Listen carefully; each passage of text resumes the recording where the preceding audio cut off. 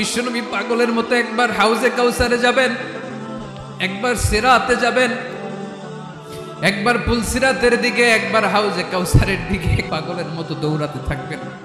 তার কোনো গুনাহগার উম্মত যাতে জাহান্নামে ঢুকে না যায়, সেদিন কেউ সুপারিশ করতে পারবে না বিশ্বনবী ছাড়া। এজন্য 5 নম্বর আল্লাহ বললেন, মান যাল্লাযী ইয়াশফাউ ইনদাহু ইল্লা বিইযনিহি। কার সাহস আছে, কার এত বড় বুকের পাটা কিয়ামতের কঠিন দিন আল্লাহর সামনে দাঁড়িয়ে সুপারিশ করবে? কারো ক্ষমতা নেই, কারো ক্ষমতা নাই। বিশ্বনবী সেদিন সেজদায় পড়ে উম্মতের জন্য কাঁদবেন, সবাই কাঁদবে, নফসি নফসি, আল্লাহ আমারে বাঁচাও, আল্লাহ আমারে বাঁচাও। বিশ্বনবী বলবেন, উম্মতি উম্মতি।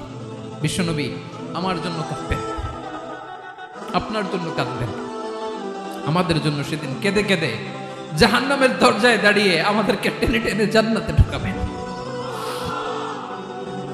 এজন্য এই বিশ্বনবীর ভালোবাসা যেন আমাদের হৃদয়ে ভরপুর থাকে। আমার ভাইয়েরা, প্রতি শুক্রবার বিশ্বনবীর উপরে বেশি বেশি যেন আমরা দুরূদ পড়ি। আমরা যখন বিশ্বনবীর সালাম দেই, দুরূদ পড়ি,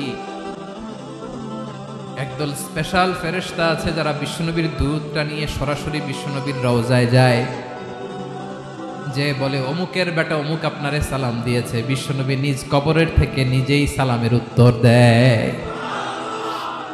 বিশ্বনবীর ভালোবাসা যেন আমাদের হৃদয়ে থাকে, বিশ্বনবীর সুন্নাহ দিয়ে যেন আমাদের জীবনটাকে সাজাই। পারা যাবে ইনশাআল্লাহ।